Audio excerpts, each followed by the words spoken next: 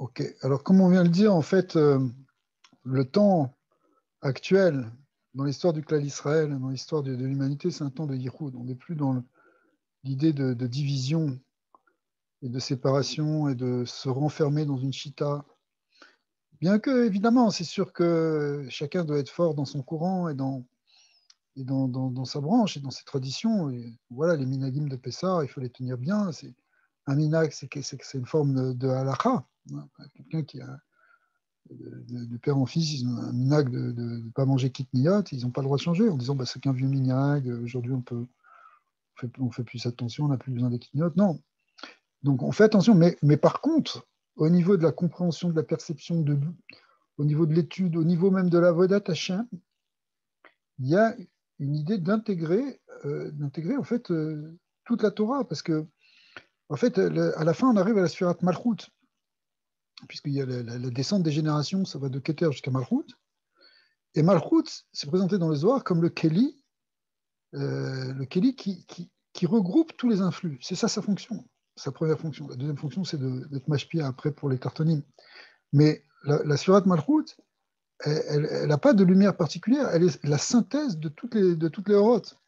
Donc quand on arrive au moment de la Géoula, c'est-à-dire en fait au dévoilement de la Malchut, c'est Mashiach, c'est Melech HaMashiach, c'est Malchut, c'est Melech, d'accord. Ça ne peut se faire qu'avec une idée de synthèse. Le roi, il doit unifier les 12 tribus, c'est-à-dire les différents courants, les différentes chitotes. Donc, le Derer, aujourd'hui, qui est en train de se développer sur un certain nombre de rabbinim, beaucoup d'étudiants même de la Torah qui cherchent ça, c'est d'aller vers cette idée d'unification. Pas une unification, encore une fois, qui vient faire disparaître les différences. Et c'est normal, qui est au contraire, ça c'est la richesse, hein, parce que les tentatives par exemple, si on voulait faire, on va dire, bon, maintenant, quand on est rentré en Eretz Israël, c'est la Géoula, donc il faut arrêter les histoires Ashkenaz, Sepharad, tout ça, c'était des trucs de galout, en Espagne, en Allemagne, mais aujourd'hui en Israël, on est un seul peuple, donc on va faire qu'un seul sidour, on va faire qu'une seule manière de prier, une seule halakha unifiée, ça ne peut pas fonctionner comme ça non plus, parce que ça, c'est pas du judaïsme. Le judaïsme, il intègre à la fois la spécificité et de chaque courant ou même chaque individu. Un individu, ça vaut tout le clan. Et puis en même temps, tout ça, ça va être synthétisé et orienté dans un objectif commun, mais sans faire disparaître la richesse. C'est comme un bouquet qui serait fait avec plusieurs fleurs, toutes différentes, mais en fin de compte, c'est ça qui fait l'harmonie. Et ça, c'est quelque chose qu'on peut trouver dans le délire de limoud. C'est pas un limoud de séparation, mais c'est un limoud au contraire d'inclusion. L'inclusion, ça ne veut pas dire, c'est pas forcément facile à faire. Hein. Ça peut être, c'est pas nécessairement dire ouais, bon, c'est tout ça, c'est pareil, c'est pas tout est la même chose. Il faut comprendre la différence et comprendre au contraire comment c'est complémentaire. C'est ça toute l'idée. C'est un peu comme quand on regarde quand on regarde un objet. Si je vous montre ce livre, là, vous allez me dire qu'il est vert. Moi, de ce côté, je le vois blanc. D'accord. Donc, si je le vois blanc, on peut se battre toute la journée. Vous allez me dire, mais non, il est vert. Moi, je vais vous dire, il est blanc. Mais si quelqu'un a l'intelligence il est capable de faire le tour du livre, il va voir qu'il est blanc et vert. Blanc d'un côté et vert de l'autre. Donc, il faut regarder toutes les facettes, il faut les analyser, il faut les comprendre. Il faut comprendre les différents rabbinim, différentes chitotes, les différents. Et après, être capable de voir qu'en réalité, tout ça, c'est 70 facettes d'un même diamant. La Torah, la Shivim Panim, la Torah. D'accord. Donc, Shivim Panim, ça ne doit pas être réduit à un seul Panim. Sinon, c'est plus de la Torah. Enfin, c'est un Panim de la Torah, mais ce n'est pas la Shlemut de la Torah, Bevadaï. Ok, alors ça, c'est une introduction, mais c'est sûr qu'il doit y avoir un lien avec ce qu'on va faire après. Je dis ça une introduction parce que ça faisait appel à une conversation qu'on avait et qu'on a d'ailleurs souvent dans le cadre de ce cours sur cette notion. Rav Morgenstern, c'est lui le premier à être en avant pour tout unifier. Et encore une fois, il unifie en connaissant tous les aspects et en montrant que chaque chaque chose correspond à un aspect différent. Donc, il est capable de faire la synthèse. Alors, on a été dans les Kavanot de Pessa. On avait dit la semaine dernière qu'on allait faire un cours sur les 10 Makot. Alors, les 10 Makot, c'est évidemment, les 10 Makot, on les voit dans la Torah, Parashat Va'era, Parashat Bo, mais on les mentionne aussi dans la Haggadah. Et c'est justement, d'habitude, on lit Elou Aser Makot, etc. Après, on dit Dam, Sefardéa, Kinim, on verse à chaque fois un petit peu de vin. D'accord? Il y a plusieurs coutumes. Et puis voilà, après, on finit comme ça. D'abord, le Rambam dit que c'est là-dessus qu'il faudra insister le plus, al-pi halacha, c'est-à-dire le sipour de Yetziat Mitzrayim, il faut insister sur les merveilles, les niflaot. Et les 10 makot, c'est justement les grandissimes. D'accord. Pas seulement ça, il y a après aussi Kriyat Yam-Souf, mais Kriyat Yam-Souf aussi, dans la Gada elle-même, on dit que ce sont aussi les makot, et qu'au contraire, c'est Hamishim makot, ou Mataim makot, etc. Donc, on est dans la continuité de ça. Maintenant, quand nous, on fait ça, alors le Harizal explique quelque chose de très fort, que, en fait, les 10 makot, ce sont des forces de Gdusha qui sont venues faire tomber les forces de Touma. C'est-à-dire, la structure de la Sitra Achara, elle va être détruite par les 10 forces de la Gdusha. Et quand on rentre un peu plus dans ce que dit le Harizal, dans les 10 forces de la Malchut des Gdusha. Donc la Sphira de Malchut, et en fait, on sait que Pessar, c'est un lien de Gilouï Shrina, donc Gilouï de la force de la Malchut. Hachem montre sa puissance, montre qu'il est le roi, qu'il est le Melech, que c'est lui qui dirige le monde. Et donc, cette Malchut elle-même, elle est constituée de 10 sphirotes, de 10 forces. Et chacune de ces 10 forces vont être comme lancer des projectiles, on pourrait dire presque, pour détruire la statue, la structure mauvaise de la Sitracha, qui elle-même est basée sur ce modèle des 10 couronnes, des 10 sphirotes. On appelle cela dans les Zohar les 10 couronnes d'impureté. En fait, ce sont les 10 forces de la Sitracha. Ici, on va voir qu'on va le regarder aussi bien dans son côté masculin que féminin. Mais les 10 forces qui vont l'emporter, qui vont permettre la sortie d'Égypte, parce que même dans le texte de la Torah, on voit que c'est ça qui fait tomber finalement la Klippa de Mitzrayim, c'est les 10 Makot. Quand on arrive à Makat Bechora, c'est par où il s'écroule totalement. D'accord. Donc, ce qui a fait casser toute cette structure, eh bien, ce sont ces 10 Makot, ça c'est le Pshat. Et le Harizal va nous expliquer plus en détail. Alors, les 10 Makot qui vont de Dam, Kinim, etc., elles vont correspondre donc aux 10 forces de la Malchut en partant du bas vers le haut. C'est-à-dire que Dam, c'est la première, c'est Malchut de Malchut, si vous voulez. Ensuite, Sephardéa, les grenouilles, c'est Yesod. Ensuite, Kélim, c'est Od. D'accord. Arov, c'est Netzar. Donc, ce qu'on va voir. Okay. Tu n'as pas mentionné Chorma, Bina. Non, Chesed, Voix.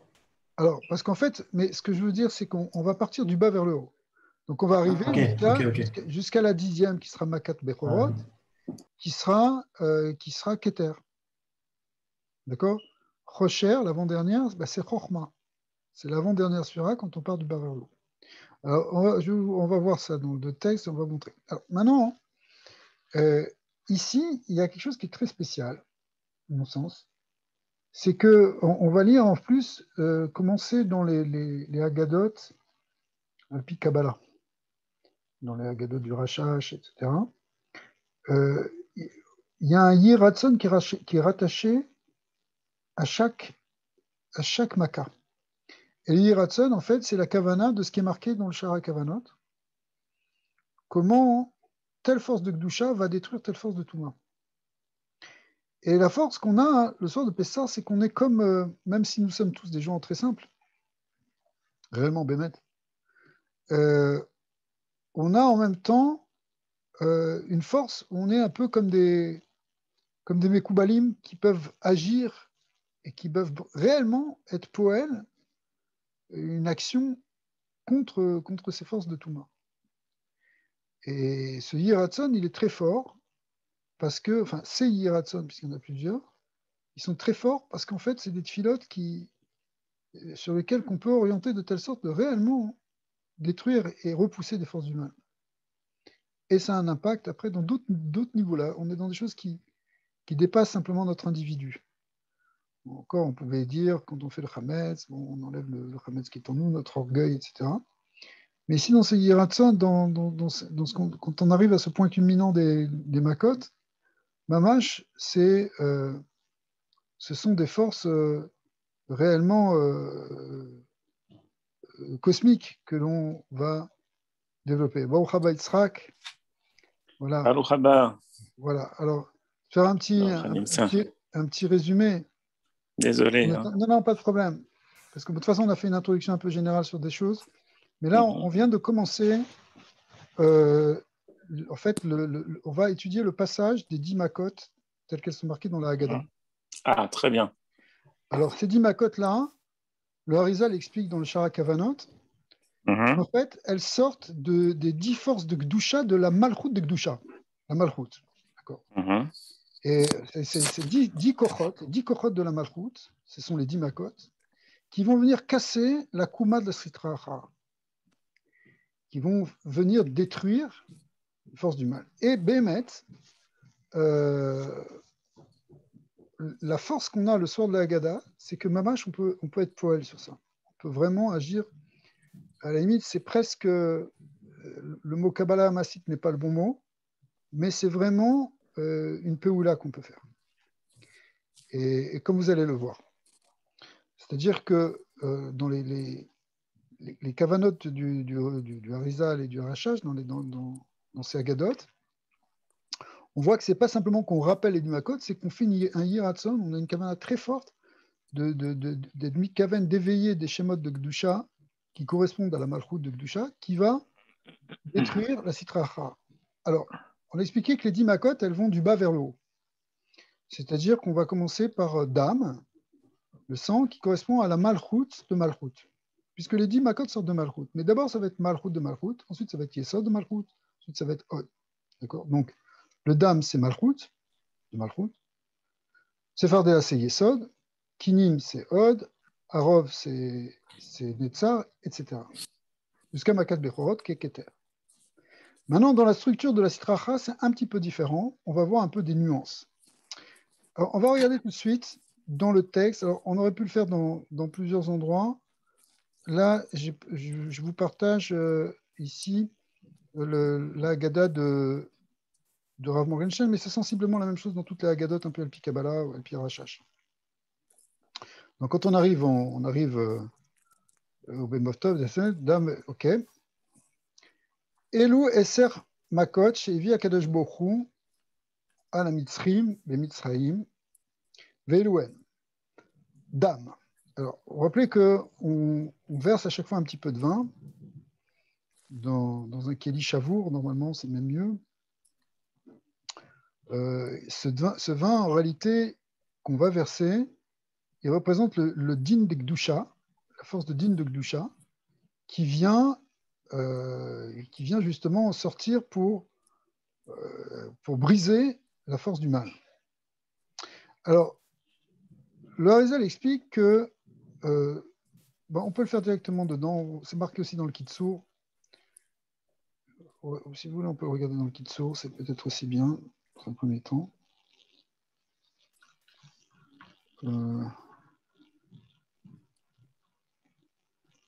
Sodeser Makot.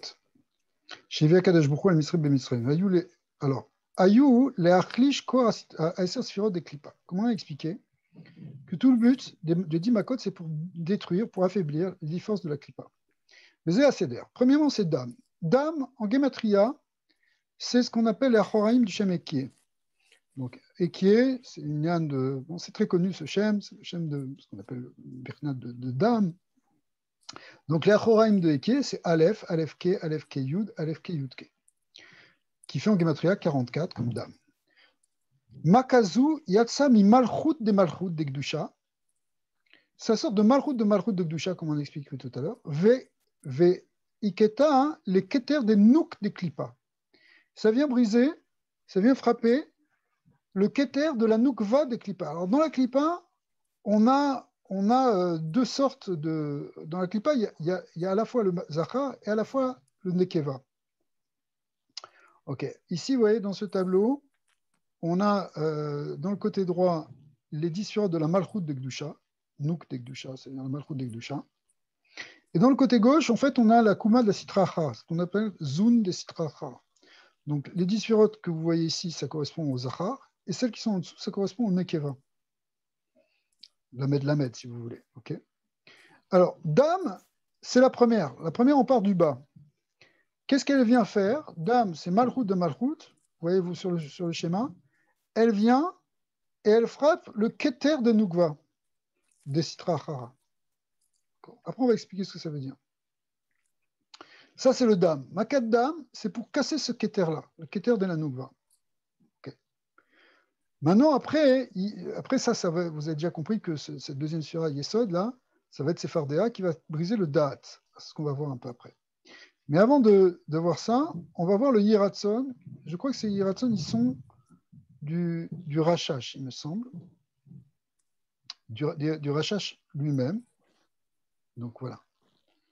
C'est quoi le Yiratson? Donc c'est important de faire ce Yiratson. Quand on fait ce Yiratson, on le fait à haute voix. Si on le fait, d'ailleurs, si vous n'avez pas de Haggadot comme ça, vous pouvez imprimer ces 2 ou 3 pages éventuellement si vous voulez le faire. Et on le fait à haute voix, sauf que les Shemot Kedoshim, on les pense seulement. Ça, c'est un klal. Parce qu'on ne peut pas faire Askarat Hashem, c'est un problème. Mais par contre, le seul fait qu'on fasse le Yiratson BP et avec la kavana du Shem et de l'orientation vers quoi on l'oriente, c'est mamash poel quelque chose. Yiratson mefanecha Hashem Elokeinu ve'Elokei Avotzenu, shebekoar sgulat ribu Hashem Eke, c'est ça le ribu Hashem Eke, Aleph Ke, Yud Ke, etc. Aoleke Mispardam, qui fait 44, comme le sang. Chez Tetse Makaddan mi Malchut de Nukva des Zadek Dusha, que ça sort de Malchut de Malchut de Nukva, c'est la même chose. Des Zadek Dusha. Nukva, Malchut, on l'appelle, hein, pour ceux qui ne sont peut-être pas habitués, on l'appelle Nukva des Za. C'est du côté de la Gdusha. Vetake Chutz les Mochin de Nukva des Zadek Klipa.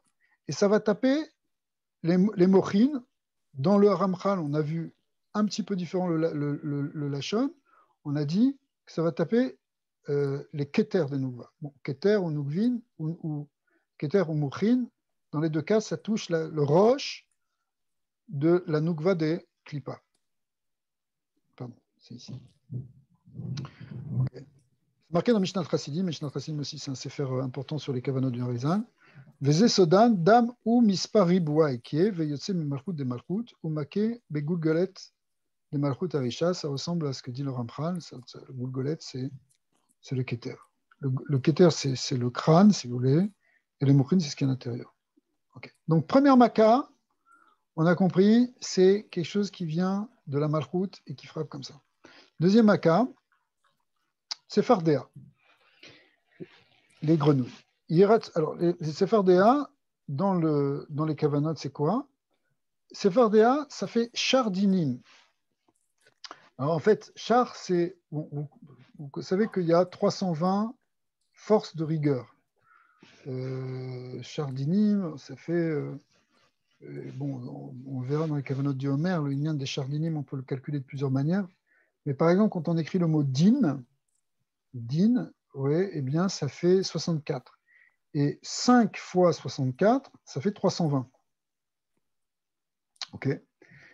320 qui sont donc les 320 forces de Dinim aussi, par exemple, dans Maaseh Bereshit, dans le Chumash, au début Maaseh Bereshit, jusqu'à Vaïchou Hashem Va'aretz, il y a 32 fois la mention du Shem Elohim, qui rappelle ce qu'on appelle les 32 voies de la sagesse. Mais en même temps, le Shem Elohim, c'est le côté din. Donc, une des manières d'arriver à Chardinim, c'est que comme c'est le din, c'est 32, mais déployées chacune dans ces 10 sphirodes, donc ça fait 320. Aussi, Chardinim, c'est lié avec, on l'avait vu par exemple dans Karpas, mais c'est lié avec ce qu'on appelle les Chamisha Gvurot, on vient de dire les 5 dinim, mais aussi les Mansapar, qui sont aussi les lettres finales. Okay. Alors en fait, ces forces de Gdusha, hein, ces forces de din là, qui vont sortir du Yesod, le Yesod il peut être din, ouais. Et plus aussi, puisque ça vient de la force de Yesod, mais de Yesod de quoi? De Malchut. On est donc des forces, tout ça c'est des forces de la Shrina, de la Malchut, c'est des forces, c'est Hachem qui est Berinat Milchama, les Makot. Eh bien, c'est aussi donc le Shem Adnout. Et quand on prend ce qu'on appelle le Riboua ou les Choraïm du Shem Adnout, c'est-à-dire Aleph, Aleph Dalet, Aleph Dalet Nun Yud, Aleph Dalet Nun, Aleph Dalet Nun Yud, Yesod des Malchut d'Ekdusha, alors ça fait 320. En réalité, ça ne fait pas 320 exactement, ça fait plus que ça, mais comme on ne compte pas les kolélim, alors on arrive à ça. On va voir tout de suite dans le texte. En tout cas, ça sort de Malchut d'Ekdusha, et ça va taper Da'at des Klippa, comme on l'a vu ici, que effectivement, donc du Yesod, il y a ces dynimes qui sortent et qui viennent taper le Da'at de Nukva de Sitracha. Donc, en réalité, pour détruire la Kuma féminine de Sitracha, on a besoin que de taper juste les mochines, en fin de compte. C'est le Keter, la Gougolette ou les mochines et le Da'at. Et après, tout va s'écrouler. Et ça, ce sont simplement avec les deux premières makotes. Après les deux premières makotes, déjà, comme on le voit dans la Torah, déjà Paro, il a pris un coup. Quand ça va arriver à Kinim, là, Kinim, il va comprendre que ça y est, c'est autre chose. Jusque-là, il pouvait encore faire de la magie, donner l'air de s'en sortir, parce qu'il lui restait encore toute la Kouma du Zachar. Mais dès que la Malchut du Zachar, elle va être détruite avec Kinim, il va dire, ça c'est Massé Elohim, là je ne peux plus rien faire. Les magiciens n'arrivaient pas à faire des petits poux, des petits kinim, parce qu'en fait, ici, ça y est, là, ils avaient déjà perdu leur malchoute du côté Zahar, les Khartoumé et Paro. Donc, maintenant, si on le voit dans la Haggadah, ah voilà, c'est comme ça. Char, ça fait, on a dit, c'est 5 fois din. Donc on va dire Chardinim, les fameux Chardinim, qui sont des dinim de Gdusha, qui sont les forces divines, là, la puissance de Elohim. D'accord? Beistaref Aleyhem Achoraim Dadnut, Shem Kuf Kavvav. Donc ça fait 126. Ouais. 126, ben, ça fait faire Kemiswart Sefardea. Sefardea, c'est la grenouille. En réalité, Sefardea, c'est pas exactement ça, parce que si on prend 320 et 126, ben ça fait 446. Mais Tsefardéa, c'est 444. Alors c'est pour ça que les Mekoubalim disent qu'on ne compte pas les deux kolélim. Keilou, d'habitude en général, quand il y a un kolel, ça rajoute un. Ici, on enlève un à chacun de ces schémas. Mais ça, c'est bon, le Harizal qui nous dévoile ça. Donc c'est des choses qu'il a reçues, Béro à Kodesh, comment faire ses comptes. En réalité, ces Shemot et Kedoshim, ils ont une puissance divine très forte qui va permettre de détruire le dad des Nukva d'Estracha. Chez Tetse Makat Sefardea, mais Yesod des Nukva Kadisha, ça sort de Yesod, comme on l'a vu dans le dessin, Yesod des Nukva déjà, pardon. Vetake, mais Mouchin Atzmo des Nukva de Klipa, ça touche, bon, le Rabban nous a dit le dad, ici il nous dit ça touche aussi les Mouchin à l'intérieur, ou Beineu, Trin Siparin Ashersham. Naama Veigeret, on ne devrait pas dire ces noms, qui sont les deux mouchines de Nukva de Sitracha, dit le Zohar, c'est les fameux Tsefardéa, c'est-à-dire Tzipor Dea. C'est ça la dracha dans les Tikkunim, c'est Tzipor Dea. Tzipor Dea, ça veut dire le date du Tzipor. Mais le Tzipor ici étant vu comme l'oiseau de mauvais augure, qui est la Nukva de Sitracha. Là-bas dans le Zohar. Il y a une Torah de Rabbi Nachman, Torah Gimel, qui ramène cette kavana, du Sefardéa, d'accord, que justement du Sefardéa qui vient casser le Tzipordéa. En fait, il s'appuie sur cette kavana du Harizal et sur les Tikkuné à Zohar. Là-bas, c'est aussi, il parle là-bas, c'est sur le Limud Torah la nuit pour enlever enlever les forces là, de la Sitracha, justement. La force, en tout cas, il faudrait faire cette Torah, c'est une Torah nifla. Mais si vous voulez, c'est comme si on pourrait dire en un mot que. Parce qu'en fait, le date des Nouk des Sitracha, ben, c'est toutes les influences néfastes qu'il y a dans le monde au niveau de la pensée. On entend ça, on fait ça, des croyances comme ça. Là-bas, il dit, Rabbi Nachman, il lit ça aussi à la musique qui vient de la Klippa. Pas la musique de Gdusha, mais la musique Nigunim Tamé. Ça abîme la Neshama. D'accord? C'est pour ça qu'il faut écouter énormément de la musique de Gdusha. Et là-bas, il donne un tikkun, c'est d'étudier la Gemara en particulier. Et en fait, c'est ça qui va enlever ce tzipor. C'est la Tsefardéa qui va enlever le tzipor date, qui est ce date impur qui est rentré en nous. Ouais. Parce qu'effectivement, quand tu étudies la Gemara, le Talmud, tu étudies la halacha, c'est quelque chose qui purifie beaucoup ton esprit. D'accord? Et qui va en fait casser cette clipa. Cette clipa du tzipor déa qui est le birchinat date des nouk des sitracha. Ce nouk des sa, c'est mamash les influences impures au niveau de la pensée dans lequel on est pris par l'amazé, qui fait qu'après on a toutes sortes de marchavot. Okay. Alors, donc ça le yiratsan ici, c'est qu'on fait appel à ces forces de din, les chardinim plus shemadnout bachoreim, donc c'est quand même un din dans le shemadnout. Le shemadnout, c'est un shem de malchut, hein, c'est un shem quand même de gvura. Eh bien, ça, finalement, mais c'est de la Gdusha, c'est la puissance de la Gdusha de la Torah qui doit éliminer cette séparation. Mishnah Chassidim, il dit, Sepordea misparo chamisha pa'amim dit, donc c'est en fait le résumé de la Kavana, donc marqué dans Shara Kavanot.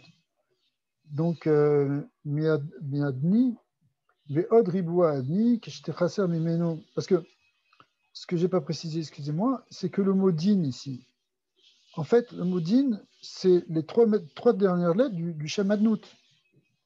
Donc aussi, tout ça, si vous voulez, même le chardénim ici, il sort du Shem Adnout dans cette kavana. Vous voyez?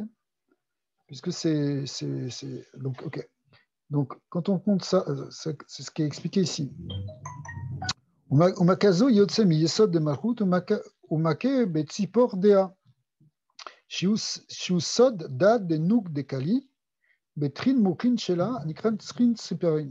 Les deux oiseaux, c'est que la noukva, elle est d'Atan Kana, elle a juste deux moukhin en vérité. Donc, c'est ça, ces deux oiseaux-là. Okay. L'oiseau aussi, c'est ici, l'oiseau, il y a plein de symboles sur les oiseaux où les oiseaux, ils représentent la Gdusha. Mais ici, c'est l'oiseau, au contraire, justement, de celui qui fait du Lachonara, qui va répéter toutes ces choses-là, tout ce blabla, hein, qui est le côté Nukva des Sitracha, c'est exactement ça. Eh bien, c'est ça qu'il faut détruire à ce moment-là. Ok, alors après, hein, on peut passer à Kinim. Kinim, le Ramchal le dit, enfin, dans le Kitsur, c'est marqué Kinim, c'est mi Od de Malchut de Gdusha. Ça sort de Malchut, du Od Malchut de Gdusha. Les Karkafta des Klippa, Karkafta des Klippa, ça veut dire c'est le sommet du crâne de la Klippa ici. Il faudrait comprendre comme de la Nouva, mais en même temps, ce Karkafta là, c'est le plancher, si vous voulez, des 10 sphirotes, c'est-à-dire la Malchut en fait, des 10 sphirotes de la Klippa, mais du côté de Zachar. Vatarat Zachar des Klippa, et ça va toucher la Tarat Zachar des Klippa, donc c'est à peu près le même niveau. C'est ce qu'on peut voir ici dans ce schéma. C'est-à-dire que, voilà, la Kinim, c'est celle-là. Hein. Vous voyez, on a fait Dam, Sferdea, Kinim. On va du haut vers le bas, du bas vers le haut. Donc elle va toucher en fait la Malchut de ce qu'on appelle la Tarat Yesod de Zun de Sa, qui est donc le plancher, en même temps le sommet du crâne, puisque ça et ça se sont réunis normalement. D'accord. Donc voilà, ça touche on pourrait dire pour faire plus simple, ça touche la Malchut du du Zachar des Sitracha. Donc c'est pour ça que là, c'est pour ça qu'après ça, en fait, bon, c'est une interprétation que peut-être on peut donner, que, on disait tout à l'heure, que les Khartoumim, après ça, ils peuvent plus rien faire parce qu'ils ont perdu leur pouvoir. Et là, ils ont perdu leur pouvoir. Après, on les voit plus, les Khartoumim. Hein. Au début, ils étaient là, même avant que ça commence tout ça, avec l'histoire du serpent, et enfin du bâton qui se transforme en serpent, après le bâton d'enfant qui mange serpent, tout ça, tout ça, ils savaient faire encore. Ils savaient faire du dame, ils arrivaient plus ou moins à faire le dame, ils arrivaient à faire des grenouilles, mais Kinim, à partir de là, ils disparaissent, hein, ils ne sont plus là. Parce que leur malroute, elle est cassée avec Kinim.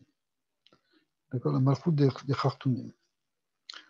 Ok, alors, donc c'est marqué maintenant dans la Haggadah que, voilà, Yiratson fanecha Hashem Elokeinu v'lavosenu, shebekoar zgula Hashem Elokim aole pevav. Alors, ça fait en fait, Elokim, ça fait pevav. Ouais, on n'a pas vu dans le Ramchal la Kavana, excusez-moi. On va le voir ici. Donc, parce qu'il ne le dit pas, tout simplement. C'est marqué ailleurs. Alors, excusez-moi. C'est quoi la Kavana ici? Chez Bekoar Zgula Shem Elokim Ole Peva. Elokim, c'est 86. Mais si on compte aussi ce qu'on appelle les dalotiyot, les 34 lettres de Malé des Malé des Shem Adnout. Alors, le Malé des Malé des Shem Adnout, il est écrit ici. C'est-à-dire, le Shem Adnout, c'est Aleph, Dalet, Nun, Yud, d'accord? Donc ici, vous voyez ces 9 premières lettres, ces 8 premières lettres, c'est Aleph. Aleph, Lamed, P. C'est Aleph, Dalet, Nun, Yud. Donc ça, c'est ce qu'on appelle le Malé des Malés. Le Malé, c'est si on avait juste écrit un premier niveau, là, on est dans un deuxième niveau. Si vous comptez le nombre de lettres, ici, il y a 34 lettres. Donc si on a 34 lettres plus 86, eh bien, ça va faire Gematria Kinim, c'est-à-dire 120. Exactement 120. D'accord? Donc les Kinim, c'est 120. Chez Tetse Makad, on pourrait dire aussi 120, il y a aussi les 120 permutations du Shem Elohim. Mais ici, le Harizan ne l'a pas ramené. Mais pourtant, on voit qu'ici, ça tourne encore autour du Shem Elohim, du Shem Adnot. Chez Tetse, Makat Kinim, mi Od et Nukvad Kadisha Deza, donc ça sort de Od, comme on l'a vu dans le dessin. Vetake Bekarkafta de Malchut Darisha, Bimkom Asearot. Ça touche le sommet du crâne, qui est en même temps le plancher de ce qu'il y a au-dessus. Et Gambe Malchut des Samermem Arisha Beala. Donc en fait, si on avait voulu faire le dessin un peu plus précis, on aurait dû dessiner que voilà, ça c'est Od de Gdusha. Il tape à la fois là et à la fois le haut de ça. Donc, puisque ces deux-là sont emmêlés l'un dans l'autre. Ok. Donc, ça c'est le Yiratson. Ce Yiratson, Mamash, alors il faut visualiser ici que Mamash, il y a ce corps là de Elohim hein, et qui vient, paf, qui va casser la malchoute de Sitracha. Et ici il redit, Kinim Kemispar Kufkaf, si vous faites Elohim. Voilà, ici le Mishnah Trasidim, il ramène cette kavana, que Kinim c'est 120, comme les 120 permutations du Shem Elohim. Il y a 5 lettres dans le Shem Elohim, donc le nombre de permutations possibles, c'est factoriel 5, c'est-à-dire 120. Au Makazu, Yotza, Miod et Malchut, elle sort de Od, de Malchut, de Gdusha. Au Make Bekarkafta, de Malchut Arisha, Bimkam Asearot Shela. Ça a touché mamash le sommet du crâne de la Malchut, de Sitracha. Ve'od, Kinim Mispar Elokim, Pashut Venamed Dalet Otiot Shel Milou des Milouy, à Milouy du Shem Adnout. Makazo, Make Berosh Samakel, Shesham Makom Akinim. Donc ici, le Rosh Samakel, en fait, c'est la malchoute du Samermen. C'est intéressant parce que c'est marqué, enfin, celui qui l'explique le plus, c'est le gras dans les tikkunim et dans le Sifra des Sniuta, mais c'est repris après dans les autres soirim, les Shem Shebo, tout ça, que la Kouma d'un Sitracha, elle est inversée en fait. Le Nachash, sa tête, elle est en bas. C'est-à-dire que c'est pour ça que même le Ramchal, il ramène ça aussi dans les Tikkunim aussi. Pourquoi c'est marqué que Shem il a dit à Moshe, quand il a jeté le bâton, il s'est transformé en serpent. Il a dit de le saisir par la queue. En réalité, parce que la queue, en fait, c'est quelque part, c'est le haut du serpent. Le serpent, c'est comme si on voyait un serpent qui descend, en fait, si vous voulez, la tête en bas. Alors, ici, c'est pour ça qu'ici, peut-être, on peut expliquer ce Mishnat Rassinim de la manière suivante. Parce que le Mishnat Rassinim, il nous dit que finalement, ça va taper le Rosh Samakel, mais en même temps, on vient d'expliquer que ça vient taper la Malchut, la Malchut de sa mère même. Mais en fait, la Malchut de sa mère même, c'est pratiquement sa tête, parce que c'est une Kouma inversée. C'est-à-dire, il a la tête en bas. Bon, il faudrait développer cette notion, mais on n'a pas tellement envie de parler de ces gens-là. Là. Okay. Ils ont la tête en bas. Donc après ça, hein, on arrive à Arov. Arov, les bêtes sauvages. Arov, si on prend cette fois-ci le Shem Yud Kevavke. Donc on vient à Shem Yud Kevavke, les Achoraim de Havaya, plus les Achoraim de Elohim, c'est-à-dire Yud, Yud, Aleph, Yud, Ke, Yud, Kevav, Yud, Kevav, Ke, plus, même chose pour les Elohim, c'est-à-dire Aleph, Aleph, Lamed, Aleph, Lamed, Ke, Aleph, Lamed, Ke, Yud, Aleph, Lamed, Ke, Yud même. Eh bien, ça sort, vous l'avez déjà deviné, de Netzar, des Nogva, des Gdusha, et ça va frapper quoi? Les Sod, des Od, des Klippa. Donc, on continue à monter. On continue à monter de la manière suivante. Voilà, on arrive à... Voilà, on est là maintenant, dans Arov, c'est Netzar. Netzar vient frapper le Yesod. Et après, en fait, ça va être comme ça. On va voir comment toute cette structure, finalement, va être détruite. Donc maintenant, ça va faire Gematria Arov. On peut s'en douter. On va voir ici, dans la Gada. Gada, on va dire Yiratzon Fancha, Dunulawotsenu, Shebekwar, Zgulat, Riboua, Avaya, Veriboua, Eloki. Voilà, Yud, Yudke, Yudkeva, Yudkevavke. Même chose pour Hashem Eloki. Aole, Kemispar, Arov, qui fait 272 en Gematria, parce qu'on a 72 plus 200. Le Riboua de Elohim, c'est 200. Et le Riboua de Havaya, c'est 72. Donc on a 272 comme le mot Arov. Eh bien, chez Tetse, Makat Erev, Arov, Minetzar, des Nukva, des Kadisha, des Ad, des Gdusha, Vetake, Beyesod, des Ad, des Klippa. Ça va taper le Yesod des Ad, des Klippa. Arov, Emotiot, Rav. Alors, Mishnat Chassidim, il rajoute que Arov, c'est comme Rav. Rav, qui veut dire aussi la famine. Chez où, ou le fait d'être affamé, plus exactement. Chez où Mispar, Achoraim d'Elokim, Vachoraim d'Avaya, donc ce qu'on vient de voir ici.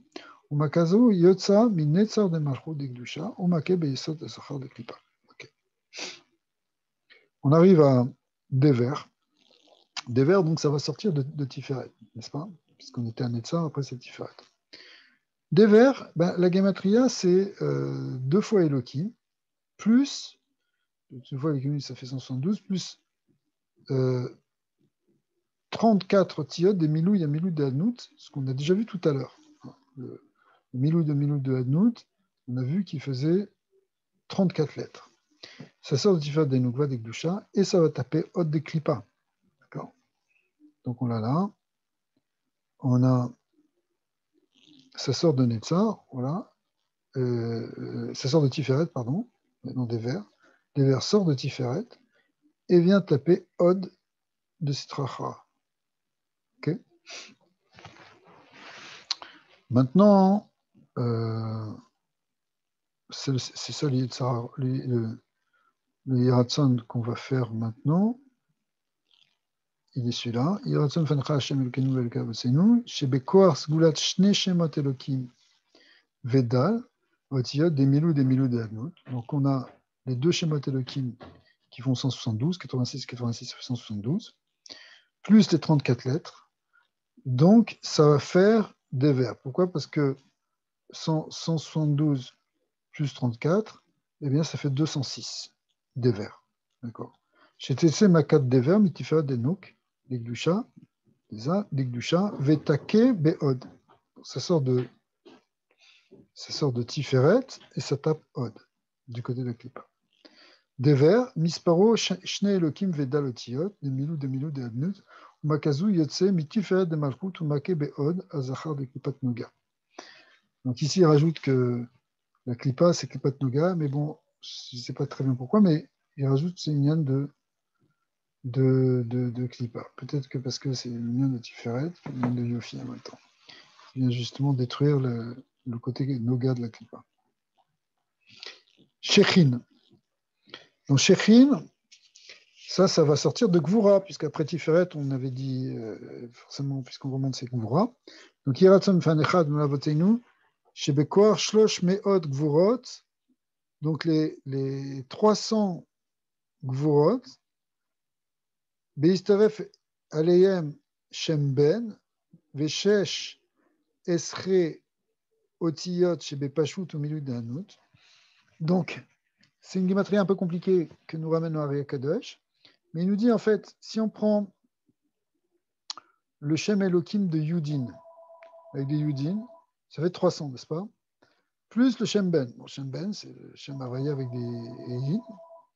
Plus le Shem Adnout, quand on le prend sous forme Pashut, Adnout, ça fait 4 lettres, plus ensuite les 12 lettres de son Miloui. Donc ça fait 16 lettres. Donc on a 352 plus 16, ça fait 78. 368, excusez-moi. Et donc 368, c'est Gematria de Shechin. Donc le Shem Ben, bien qu'il soit un Shem Havaya, c'est un Shem quand même c'est un Shem de la Malchut. Même au-dessus, on a vu aussi un Shem Havaya, mais comme c'était l'Achoraïm, c'est quand même quelque chose qui est Bechinat Din. D'accord? Donc l'Achoraïm, c'est le côté Din aussi du Shem Havaya. Donc tout ça, c'est vraiment les Gvorot, les forces de Dinim de Gdusha qui vont venir attaquer la Sitracha. À un moment, il faut lui mettre un coup. Ça, c'est pas des Kabbalot qu'on peut normalement tellement faire tout le temps, parce que c'est presque dangereux d'être mitkaven, de détruire les forces du mal. C'est pas évident. Samar même, il veut pas ça. Le soir de Pessah, on est tellement dans un lien de Kudusha. J'avais un shiur un shiur du Rav Norvenstein où il expliquait ça. Peut-être on arrivera à le retrouver, excusez-moi, mais où il expliquait que on est tellement dans un niveau de Kdusha qu'on est comme tous, c'est ça l'Eishmourim, quelque part, on est protégé parce que on est comme tous des grandes sadikim qui. Baal Shem Tov, il n'avait pas peur d'envoyer promener la Sitracha. Le Shindalet, il les balayait, les plus grands sorciers, il les éclatait. Il y a plein d'histoires. Pourquoi? Parce qu'il était tellement dans un niveau qu'il n'y a aucune achiza contre lui. Mais nous, il ne faut pas s'amuser à ça. Hein. Même des grands, ils ne peuvent pas s'amuser de tout ça. C'est pas évident. Comme on voit la fameuse histoire de Rabbi Yosef de l'Arina,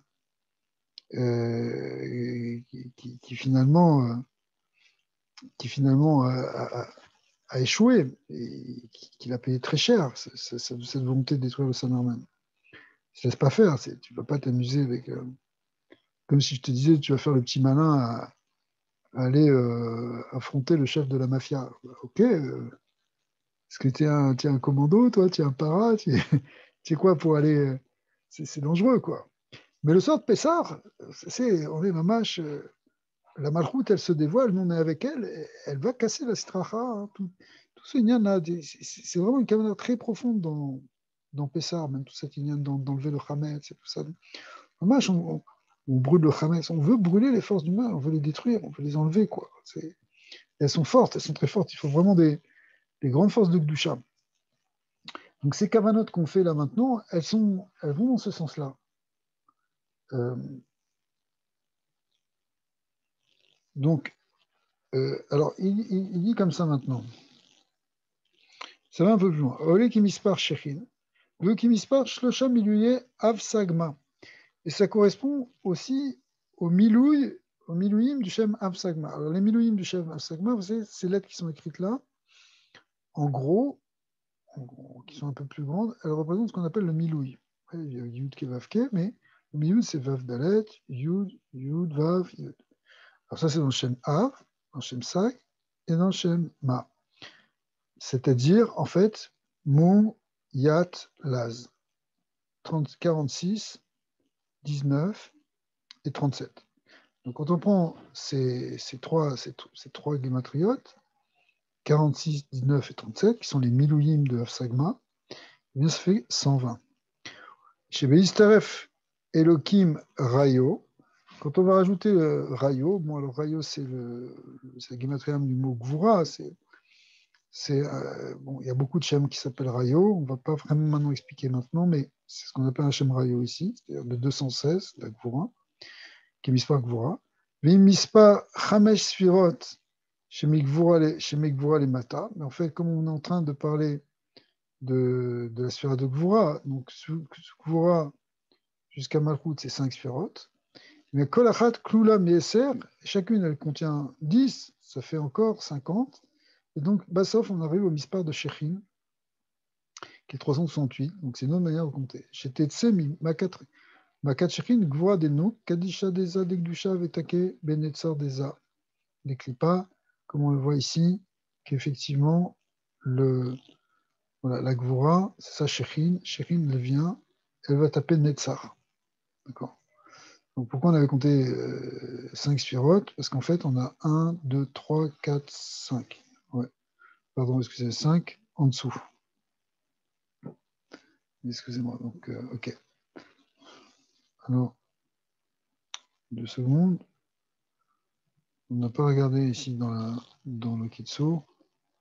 Dans le Kitsu, il est dit Shechin, les Gvura, des Nouk, des Gdusha. Ça, il détaille pas dans toutes ces parties-là.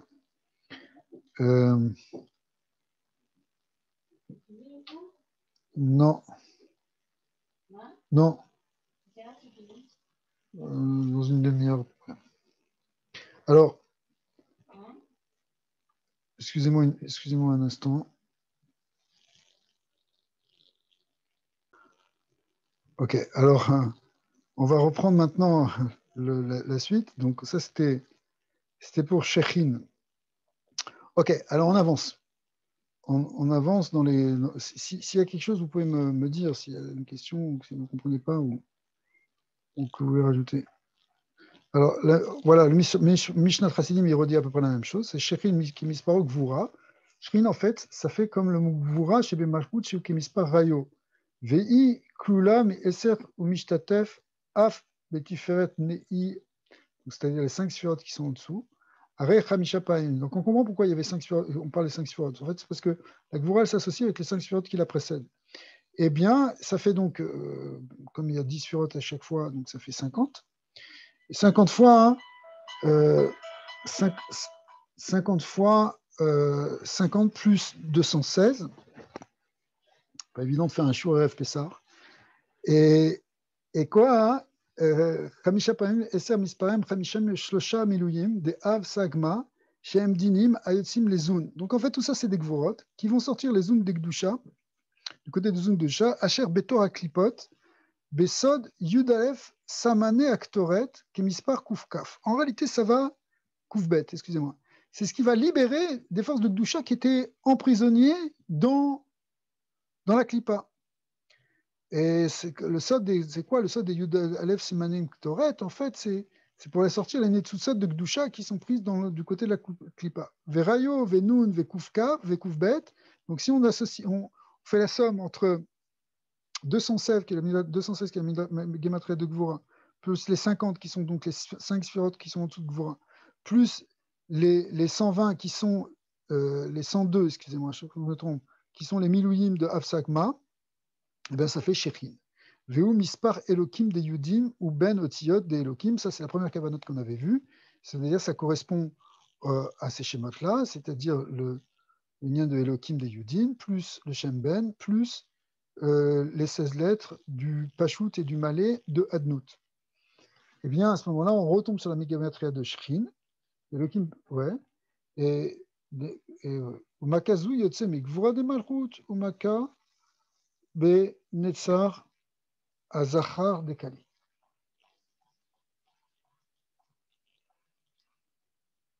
Ok. Barad. Yeratzon fanecha Hashem Elokenu ve'avosenu shebekor zgulat achoraim de Shem Elokim, c'est-à-dire celui-là, Aleph, Aleph, Lamed, etc. Ve'ot chamesh otiyot de Shem Elokim pashut ve'akolel. Donc, Elokim, c'est 5 lettres, plus le kolel, ça va faire 6. Eh bien, on retombe sur 206, ça fait Barad. Ouais.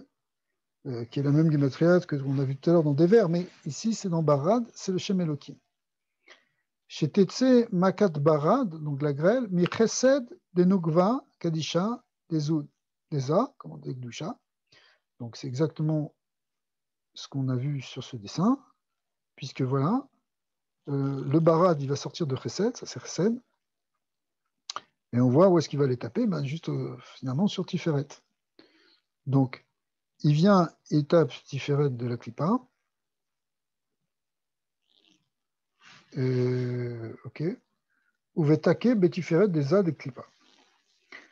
Mishan Trasidim, Barad Misparo Ribua Elokim Vechamisha Otiot Pashut, Imakolel, Makazo Yotsem Vechesed de Malchut, Umake betiferet les Zachar de Klippa. Donc c'est exactement la même chose que ce qu'on vient de voir dans Yeratzon.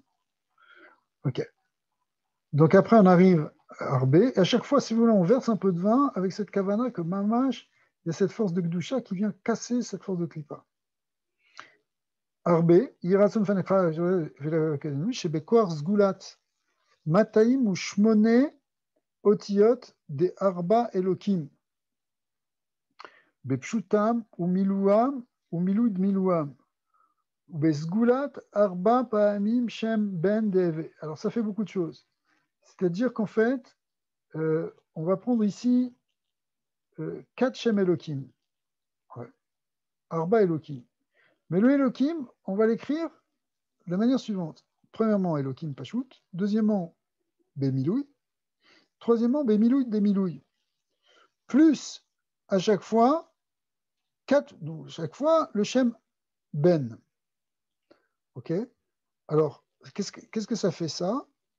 Ben d'Avaya.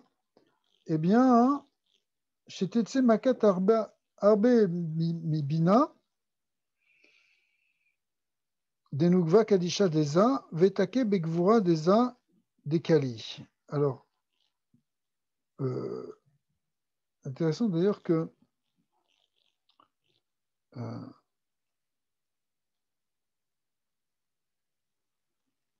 Arbe, ça fait, cette fois-ci, on a 208, ok? Donc 208, en fait, quelque part, ça correspond à 4 fois 52. D'accord. Donc c'est pour ça qu'on a les 4 Shemben. Ça c'est 52, 52, 52, 52. Donc on a 4 fois 52. Ça fait 208, Gematria Arbe. Même chose ici, on avait le Shem Elohim, qui correspond à 5 lettres, plus encore le nombre le nombre de lettres qui est dans le Miloui, c'est-à-dire 3 plus 3, 6, plus 2, 8, plus 3, 11, plus 2, 13. D'accord? Donc on a 13, plus 5, ça fait 18, plus 34 lettres. D'accord? On va expliquer tout à l'heure. Eh bien, non, c'est peut-être pas 34, on va compter. 3 et 3, 6 c'est 2, 8. 8 et 3, 11. 11, 13. 13, 16. 16, 18. 18, 21. 21, 24. 27, 30, 34. Effectivement, 34. Donc on a 5 plus 11 plus 34, ça fait quoi? 52. Donc une fois encore, on a 52 lettres du Shem Elohim fois 4, on retombe sur 52 fois 4, 208, qui est la gamatria de Harbe. Donc le mot Harbe, il représente à la fois le déploiement du Shem Elohim et la puissance du Shem Ben. Alors là, il rajoute ça vient de Chorma Bina. Eh bien, chez Tetse Makazu Harbe, mais Bina des Nouk Kadisha Deza, parce que la Bina, elle inclut aussi la Chorma. Mais Takeb et Gvura Deza des Kali. Et donc, ça va taper ici. Donc voilà, ça sort de Bina. Ici, ça, là, on est dans Arbé. Arbé, c'est les sauterelles. Hein, on est déjà à Parachat Bo. Et ça vient casser la Gvura. Après ça, Paro, il n'avait plus de puissance, là, plus du tout. Après, il s'est retrouvé dans le Rocher. D'accord. Alors ça, c'est parce que la Bina, c'est mamache les sauterelles qui viennent tout disséquer, qui viennent couper en petits, comme la Bina. Elles ont tout ravagé. Ok. Alors, Shetetze Mekatarbe Mibinat Benub Kadisha Deza, Vetake Bekvura Deza Dekali. Donc, il explique ici le Mishnah Trasidim exactement le calcul qu'on vient de faire, c'est-à-dire Arbe Kemispar, Arba Paim Ben. Soit tu dis que Arbe c'est 208, ça fait 5 fois, ça fait 4 fois 42, 4 fois 52, Shem Ben. Ou bien, même chose sur le Inyan du Shem Elohim, c'est-à-dire Pashut, Malé ou Malé de Malé d'Elohim, qui fait aussi 52 lettres, on a vu. Ou Arbe Tame Vechen ou Mispar Arba Paamim Shem Ben. Alors, intéressant parce qu'il dit ici c'est Arbe, c'est Tamé, parce que c'est des sauterelles impures apparemment. Vechen ou Mispar Arba Paamim Shem Ben, Levaya Malé Ein Vei Arba Taor. Arbe Taor. Ah voilà, c'est ça. C'est-à-dire qu'en fait, les Shemot Elohim, c'est les sauterelles qui ne sont pas cachères, et les Shem Havaya, c'est les sauterelles qui sont cachères, symboliquement. D'accord. Donc ce sont tous ces kochot-là qui viennent de Harbé, parce que vous savez que dans la Lacha, d'ailleurs, certains au Maroc ont une massorette pour savoir quelles sont les sauterelles qui sont consommables ou pas, tel que c'est marqué dans le Rambam, il faut devoir les reconnaître. Et donc, il y a ce qu'on appelle des harbés qui sont taor et d'autres qui sont tamés. Tamés voulant dire pas cachères. D'autres qui sont cachères. Alors, ça correspond ici aux deux, soit la gématria qu'on apprend à partir des Shemot Elohim, c'est-à-dire avec le Pashut, le milou des milouï qui fait 52 lettres, ou bien avec le côté taor, ça vient du Shem Ben, 4 fois Ben, qui fait aussi 208. Ok. Bebina Shela, Umakazu Yotsat Mibina de Malchut, Umake Begvorod Azachar de Klipa. Et donc, c'est la Bina qui va taper dans la Gevura. Shechin, on arrive au. Pardon, Rocher, excusez-moi. Rocher, alors ça, Rocher, ça sort de la Chorma, de Chorma de Gdusha, hein, parce que justement, en réalité, le Rocher, il était Rocher pour les Égyptiens, mais il était lumière pour les Bnei Israël. Hein, comme c'est marqué que il y avait Orbe Kol Moshvotam, il y avait de la lumière dans toute leur résidence, parce que en fait, eux, ils étaient dans un Rocher parce qu'il y avait trop de lumière au fond de nous. En fin de compte, la maquette Rocher, elle peut apparaître comme un Rocher parce que ceux qui n'arrivent pas à voir, c'est comme quand tu mets trop de lumière devant quelqu'un, il ferme les yeux, donc il est aveuglé. S'il est aveuglé, il est dans le Rocher. Donc, en fait, il y avait un grand lumière, c'est l'or de Chorma, mais la seule manière de recevoir l'or Chorma, c'est d'être dans le bitoul. Donc, eux, ils n'étaient pas dans le bitoul, alors du coup, ils se sont retrouvés complètement figés dans leur aveuglement. Quelqu'un qui devient aveugle, en fait, c'est quoi ici au sens. Il ne veut pas voir la réalité. Il y a une manière, en fait, quand ça vient la Géoula, soit tu l'acceptes, soit tu l'acceptes pas, mais si tu l'acceptes pas, en fin de compte, c'est comme une autruche, elle veut pas voir ce qui se passe, quoi. Parce que ça te dérange trop, parce que ça remet en question tout ton système de vie, toute ta manière de fonctionner. Donc on est en train de t'amener maintenant dans une grande lumière, toi tu dis j'en veux pas. C'est marqué dans le Zohar Kadosh que Parashat est mort, qu'au moment où la Neshama va quitter ce monde, eh bien, il y a un grand guilou de or. Il y a un dévoilement de la Shrina. En fait, la Shrina, elle vient pour accueillir cette Neshama. Mais si la personne n'est pas prête, elle est apeurée par cette lumière, elle, au lieu de lever les yeux vers elle et d'être tirée par elle, comme dans un baiser divin, au contraire, il se réfugie dans l'inférieur, il ferme les yeux, il ne veut pas voir. En fait, c'est parce quand on fait ça, c'est parce qu'on n'est pas prêt. On n'est pas prêt à recevoir cette lumière divine. On n'est pas assez battel à Hachem. Donc on est encore pris dans notre attachement à la matière, notre attachement nos croyances inférieures, etc. Donc du coup, la Neshama, elle essaie de rester dans le côté Gashmi. Ça peut arriver à un point d'ailleurs très, très embêtant. Par exemple, c'est marqué qu'il y a un Echal qui s'appelle Echal la Tmurot, qui est liée avec le lien d'un Olam Adimion, qui fait que la Neshama, hein, elle peut se retrouver dans un monde de Dimion où elle croit qu'elle est en vie. Parce qu'elle est tellement pas prête à s'élever et à partir vers une autre réalité qu'elle ne veut pas croire cette réalité, elle ne veut pas la voir, et donc elle pense qu'elle est en vie. Donc elle croit qu'elle se voit dans un monde gashmi, elle pense qu'elle est dans un monde gashmi, mais au moment où elle veut faire une chose, elle n'arrive pas à le faire. Et c'est un tsar. Par exemple, si quelqu'un il est très attaché à quelque chose, alors il n'arrive pas à se détacher. Et c'est pour ça qu'à ce moment-là, il va falloir peut-être ce qu'on appelle le kafakala, ou des choses comme c'est-à-dire le creux de la fronde, ou chas v'shalom le Gehinom, qui sont, enfin, ça c'est des nuances, mais qui sont là en réalité pour se détacher. Parce que tu es trop attaché à quelque chose d'inférieur. Quand tu es trop attaché à quelque chose d'inférieur, tu ne peux pas le quitter. C'est comme une addiction. Le gars, bon, il est mort, mais il croit qu'il a encore besoin de fumer. Il a encore besoin de cigarettes. Alors, il est dans un monde où il croit qu'il descend, qu'il va, enfin, qu'il est dans la rue, qu'il marche, qu'il va au tabac, mais quand il va acheter le paquet de cigarettes, on ne lui donne pas. Ou la cigarette, il la fume, mais il n'y a rien qui. Il ne peut pas fumer. Alors, en réalité, c'est des images qui sont données dans certains sfarim pour expliquer ce moment difficile, en fait, où la Neshama, elle est encore attachée. Elle est encore attachée aux choses inférieures. Elle n'est pas capable de passer à autre chose. Passe à autre chose, là, maintenant, il faut grandir, là. C'est fini, la gashmiout. Maintenant, tu rentres dans le Gan Eden. C'est fini, et les cigarettes, les voitures, et tout ça, c'est plus le moment, quoi. Alors, peut-être tu as mis toute ta vie, tout ton investissement, tout ton désir, c'était là-dedans, mais à un moment, il faut que tu te détaché, que tu te sois désinvesti. C'est pour ça que la période des 12 mois au Chas Shalom,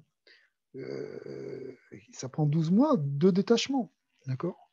Après ça, la Neshama rentre dans le Gan Eden. Mais il y a des gens, des tzadikim, et pas forcément des tzadikim comme on croit que ce sont des tzadikim d'ailleurs, parce qu'au fond d'eux, ils n'étaient pas attachés, même si on croyait qu'ils étaient un peu matérialistes, comme tout le monde, qui ça n'avait pas l'air d'être spécialement des grandes tzadikim.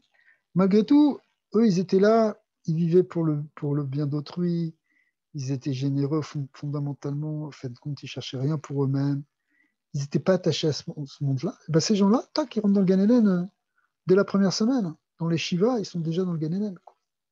Parce qu'en fait, toute cette période de 12 mois, Hachem, on espère, Lilou Nishmat, ton papa, Srek Benisti, cette année, que cette Neshama, elle rentre directement, elle peut rentrer tout de suite dès elle est détachée des choses de Olam Hazé. Donc, plus quelqu'un il a fait de la Torah et des mitzvot, finalement, et plus il s'est détaché de la Gashmiout, parce que finalement, toute cette Torah, elle t'éduque, elle te transforme à être dans le don, à être dans le dépassement, dans des sentiments de Hava Veira, dans des sentiments de... Même si on n'est pas encore des grands sadikim et des grands chassidim, malgré tout, le fait qu'on a fait Torah mitzvot avec une kavana pshuta, mais avec une kavana sincère, ça nous a détachés. Et ça nous a détachés de l'attachement de l'attachement à l'illusion d'Olam Hazé. Vous voyez ce que je veux dire? C'est l'illusion dans laquelle on peut... C'est ça le Olam Adimion. Et quand on est détaché dans ça, alors là, maintenant la lumière, on la reçoit. On est tout de suite prêt à recevoir la lumière parce que c'est ça qu'on cherche au fond. Neshama, elle vient de cette lumière, elle veut retrouver cette lumière.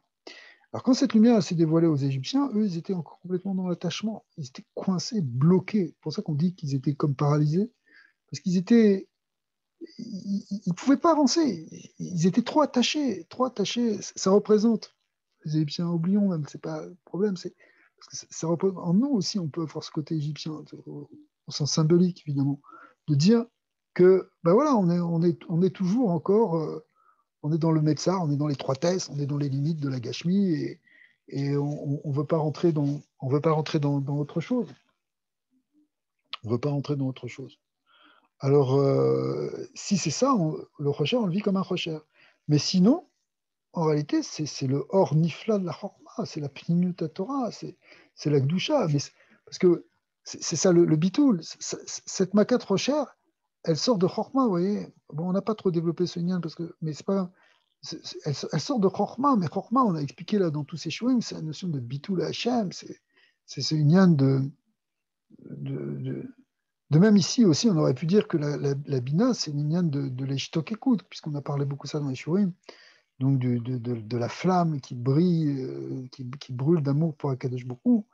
Bah, toutes les forces du Yetzirah, hein, le Gvura des Sitrach, bah, c'est vraiment le Yetzirah. Sarah, il est pas mal là. Hein. Eh bien ça, c'est détruit avec les harbés. Les harbés, les sauterelles, elles représentent justement le crépitement qui va en même temps faire casser toute la clipa du Yetzirah. Hein, c'est un peu le feu du Misbéa qui brûle le feu du Yetzirah. Ça rejoint ça. Et ici, eh bien, en fait, c'est le hors de Chorma qui vient de Bitul face le Orensov. On perçoit la lumière divine, on est dans la délectation, c'est le Oneg de la lumière divine. Eh bien là, ça va casser tout le lien des Tavot, le Chesed. Ouais. Le Chesed des Klippa, bah, c'est les Tavot, c'est l'attachement à la Geshmiut, ça vient de Chesed des Klippa. Ouais. Ça, c'est très important. Si tu développes le Bitul, le or, l'attachement au Orensov, la méditation sur Orensov, tous ces inanimes-là, eh bien, finalement, ça va casser tes Tavot de la manée, qui sont Chesed des Kali. Ok, alors on peut revoir ici dans la Gada, au niveau de la Kavana. Donc, chez Bekwa, Shin Kaf et Dinim, en fait, c'est les Dinim, parce que Chorma, hein, c'est comme on a expliqué tout à l'heure. Ouais, tu veux dire quelque chose? Ouais, tout à l'heure, je voulais dire que la période actuelle aussi, elle a mis un petit peu en lumière justement tous les gens qui étaient tellement attachés au matériel et qui se sont Absolument. retrouvés confinés à la maison Mais tu as tout à fait sans, raison. Tout à fait raison. C'est avec vraiment. tous les loisirs supprimés, tout ça. On est revenu forcément à l'essentiel. Ceux qui ont su saisir le truc, ils se sont dit, on va se renforcer, on est à la maison, on va se renforcer dans le limoud, dans la pnimiout, dans la méditation. Pourquoi c'est sorti là qu'on a fait tous ces jours de méditation? C'est parce que c'était ça qu'on avait à faire quelque part. C'est revenir dans l'intérieur, se rattacher à quelque chose finalement. Si on est enfermé dans la mazée, il faut qu'on trouve la lumière autrement. Et c'est comme ça, on le prend comme un tov. Alors que celui qui n'a pas de Torah, qui n'a pas cette Rochma, il peut faire une dépression nerveuse. Il y en a plein actuellement, Shalom. Beaucoup qui souffrent. Ouais. C'est des gens qui. Et même, et on comprend qu'on souffre, parce que bon, il y a des manques, c'est difficile, on est privé, mais on est privé de la liberté, c'est surtout ça. Mais si tu trouves la lumière de la Torah, quelque part, c'est pas une échappatoire, mais c'est au contraire reconnecter avec quelque chose qui est plus essentiel que tout ce qu'on fait à l'extérieur. Alors après, bon, il y a eu plusieurs phases, parce qu'en même temps, il faut en même temps diffuser, partager, s'occuper aussi, penser à celui qui est à côté, ou ton voisin de palier, ou quelqu'un qui est loin, mais que tu peux faire quelque chose pour lui, et pas rester non plus enfermé chez toi dans ta coquille à toi, si tu veux. Mais d'un autre côté, oui, c'est ceux qui savent saisir la lumière. La Chorma, c'est en même temps le bassiste de la Emouna. Comment on explique Abaye Sad Barata, c'est la Chorma qui est le fondement de la Malchut, c'est-à-dire de la Emouna. Donc quand on fait ça, on a en fait, ouais, ça peut être une source de grand or, de grande lumière. Alors, excusez-moi, une seconde. Donc, c'est ça le bouton. Donc, normalement, quand on dit Chorma, on a expliqué aussi tout à l'heure, c'était les Lamed Bet Netivot Chorma. Donc, 32 voix de la Chorma. Mais 32, ces 32 voix de la Chorma, on les retrouve dans les 32 Shemot Elohim du Maaseh Bereshit. Donc, Elohim, c'est en même temps la voix, parce que la Chorma, elle a une grande puissance. Hein. C'est la Shelevet Kia, c'est le Inyan, c'est le feu divin en même temps. C'est justement, quand tu as la conscience de l'infini, ça dissout tout le reste. Eh bien, donc, encore je me trompe, donc ça veut dire quoi? C'est quelque chose qui correspond aussi à une Gvura qu'on voit ici. Donc, dans le recherche c'est 328, donc on va retrouver quelque chose qui va tourner autour des 320, si vous voulez, qui est le char d'Enim, qui sont les 32 fois 10. Donc quoi, chez Bekouar, Shin Kaf Edinim, Beistaref Elokim, Yud Vav Yud, chez Be'alef de Abba, Aolim Kemispar Chocher. Donc on a les Shacha, en fait, si vous voulez, dans le Rizal, il explique souvent que bien qu'on parle des chars dinim 320, en fait, on peut des fois les appeler les 325 dinim. Pourquoi? Parce qu'elles sont basées sur 5 Shemot Elohim ou 5 Shemot Din, comme on l'a vu ici, dans le Shema Nout. D'accord? Donc, dans le Shema Nout, ici, la kavana est la suivante, c'est-à-dire que on a 5 Shema Nout, Aleph, Dalet, Nun, Yud. Ouais, on a 5 fois. Maintenant, ici, on a 5 fois, on a 320, Gematria 320, d'accord? 320 plus le fait qu'on a 5 schémas, 5 lettres, 5 schémas, ça fait 325. Plus le fait que ce Aleph, en fait, il soit un Yud Vav Yud, comme on l'a vu rappelez, dans les schémas Amochin, eh bien, ça fait 328, qui est le lien de Rocher. C'est ce qui est expliqué ici. Hamisha Alfin, Hamisha Pamim Or. Alors ici, il le lit, ici on l'a vu comme ça, mais ici il le lit plus dans ce dessin avec ce qu'on appelle les 5 fois Or de Bereshit, puisqu'au début de Bereshit, c'est marqué 5 fois le mot Or. Amematekin est à Chardinim, c'est eux qui font le mitouk des Chardinim. Ouais. Vekol Aleph, donc on a les Chardinim, on a les 5 Pamim Or. Vekol Aleph, Betsur Yud Vav Yud. Ici, c'est Yud Vav Yud. Abaim Milamed Bet Nedivot. Donc on retrouve le lien des 32 voies de la sagesse ici, puisque ça fait 32. 10, 6, 6, 10, ça fait 32. Rechar Vechamisha Veshlosha Otiyot Yud Vav Yud de Aleph. Donc maintenant, ça c'était le lien du Aleph.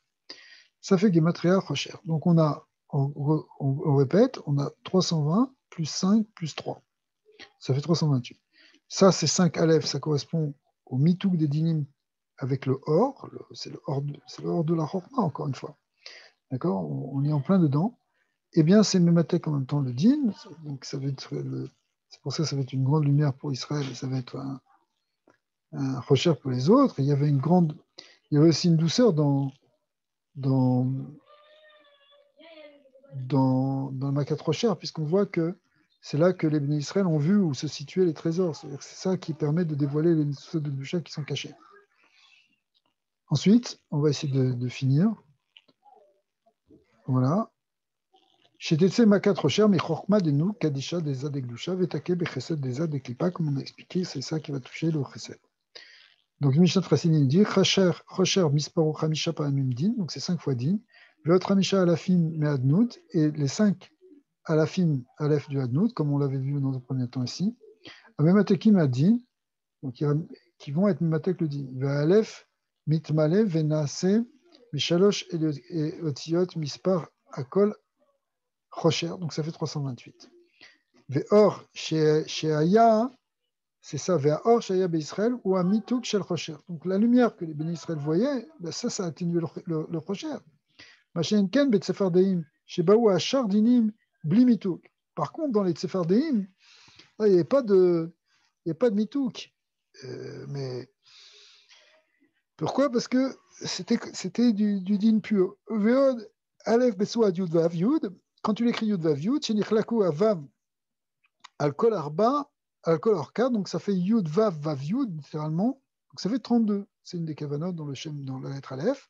Donc la mettre Netivot Chorma, Amit Pashtin, Esser Sfirot de Chorma, qui se dévoile dans les 10 Sfirot, donc ça fait 32 fois 10. Eh bien, Veser Paamim la met Bet, Kimispa Char, ça fait 320. Vim Hamisha Alfim à Amurim, avec les 5 Aleph dont on a parlé, et les 3 Oliyot Otiyot de Milouyam, on va voir, ou Mispar Chachar. Rocher, on a expliqué les trois lettres Yud Vav Yud ici. Mais ici, il dit Aïnou, Shlosha Otiyot, Shamilou et Aleph. C'est-à-dire que le Aleph, tu peux aussi dire que c'est Aleph Lamed P, ça veut dire 3 lettres. Alors que nous, on a expliqué que c'était Yud Vav Yud, mais c'est pareil. D'accord. Ou Mispar Rocher, qui Makazu Yotzat mi Chochma de Malchut, ou Maké Bechesed et Zachar de Klopa. Ok, dernière Maka. Makat Bechorot. Makat Bechorot. Yiratzon Fanecha Hashem Elokeinu Ve'Legabetzenu. Shetetze Makat Bechorot mi Keter Denuk, Kadisha Deza. Donc ça, c'est l'union de Keter qui va sortir. Vetake Beshalosh Rishonot. Elle va taper en fait les 3 premières spirotes Deza de Klipa, Mekomazim Beroshad, Perochet Tevot, Shelaem, Bechor, Deinu, Bechor, c'est Bina, Keter, Reshit, Reshit, c'est Chorma. Reshit, Chorma. D'accord. Donc le Mekah de Makat Bechorot, dont le Bechor de Mitzrayim, il a été tué, c'est-à-dire les Shlosha Reshonot, Keter, Chorma, Bina. Petite question. Oui, bien sûr. Si on veut le faire, là, il faut lire les 2 paragraphes. Là. Tu peux remettre les paragraphes. Ouais, Parce que j'ai la Haggadah, là, j'ai vu dans les livres. Ouais, dans Si je veux faire les Yiratzon, là, par exemple, il y a les 2 paragraphes. Je fais les 2. Tu fais les 2, ouais. Voilà. Et c'est correct ou on peut le faire ou... Au contraire, il faut le faire. C'est bien. Ah, il faut le faire, ok. T'es pas obligé. Comme tout à l'heure, tu as dit... non, mais... Non, ce qu'il faut dangereux. Non, voilà, c'est ça. Ça peut être dangereux, mais le soir de Pessah, il n'y a aucun danger. Ah, d'accord. C'est l'El Shmorim, on est tous dans une madriga de grands Mekoubal. Ah, c'est bien, ça. Ouais, vraiment, c'est bien. Et ce qu'il y a en dessous, là, il y a marqué Mishnat Chassidim. Mishnat Chassidim, c'est la kavana du Mishnat Chassidim, c'est Makat Bechorot, ça fait aussi Becher Nortarikon, Bina, Reshit, Reshit c'est dire Chorma, et Chorma, Ve'akav c'est Keter, Kimakazu, Yotzat, Miketer de Malchut, ou Maké, Bekachav, Zachar de Kali. Voilà. Bon, le Mishnat Chassidim, c'est juste le rappel de la kavana, un peu différent du mot. Donc maintenant, dans l'Yesser Ratzon, il est un peu plus long pour Makat Bechorot, parce que c'est vraiment long. Vekol Vecha, Vekol Soneicha, donc ça fait référence Samermen. On ne les dit pas, ouais. Voilà. Ouais, j'ai compris. Samermen et Lamed Lamed. Je connais ça, ouais. Ça correspond. Les anges, là. Ça correspond à ça. Hein. Ça, c'est Samermen et ça, c'est Lamed Lamed. Voilà. Tu vois, le côté ça, c'est le côté Zahar, c'est Samakel. Et le côté Nouva, c'est Lamed Lamed. Ok. Donc, on est Yeratzon que ces forces-là, en fait, elles vont. Meera et Karetu, qu'elles vont être tranchées rapidement. Malchut Zadon, c'est-à-dire en fait, ici, ça fait référence, le Malchut Zadon, ça veut dire au royaume de Rome. Meera Teaker, Veteshachem, Veteshaber, Vetechalem, Vetachnia, Bimera Biamenu, donc elle va être brisée, elle va être anéantie, elle va être soumise rapidement de nos jours. Uvkod Bechor Becha et Rachet par ton glaive à cacher, avec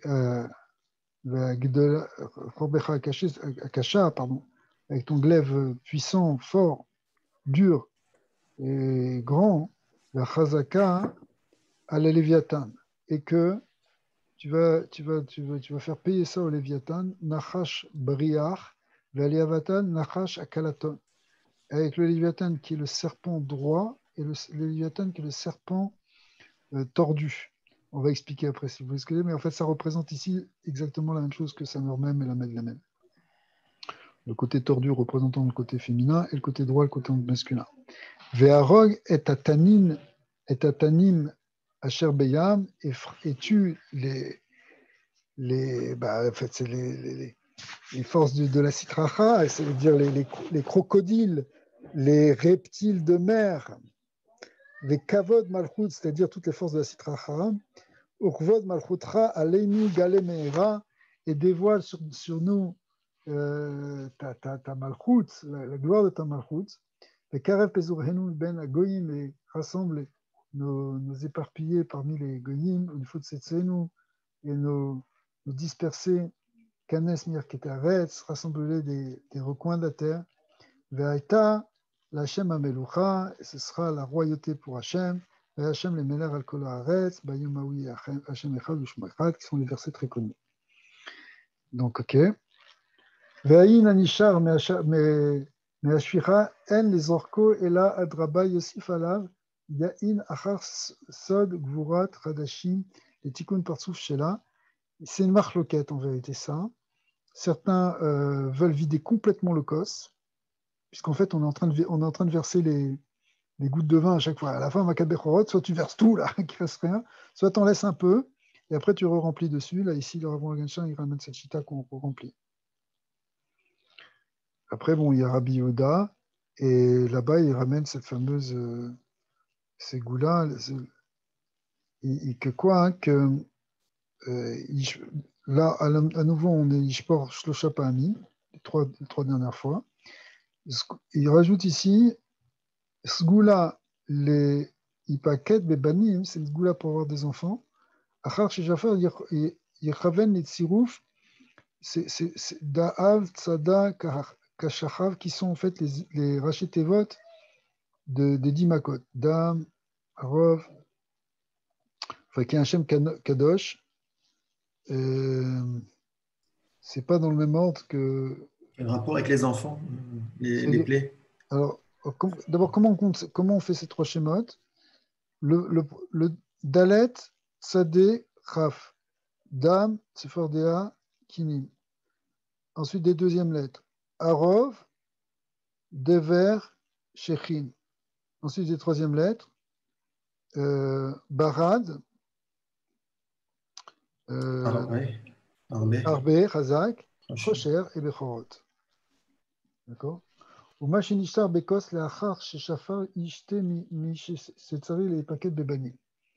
C'est-à-dire que la ségoula, c'est que s'il en reste un petit peu, eh bien, si quelqu'un n'arrive pas à avoir des enfants, eh bien, qu'il boive un peu de ce verre. D'accord?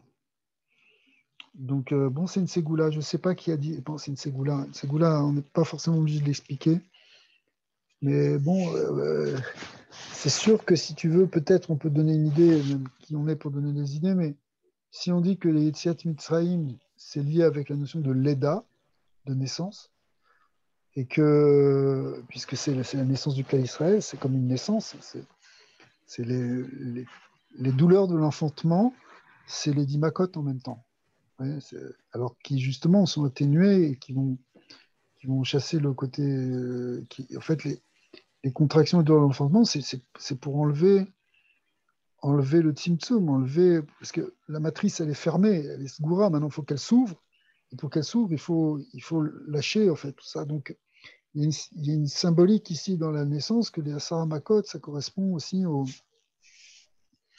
au koshi de l'accouchement. Donc, Mistama, si on a fait tout ça, et toute cette kavana qu'on a mis dessus, Mistama, c'est une ségoula pour que la personne qui fait ça, elle puisse, elle aussi, être molide.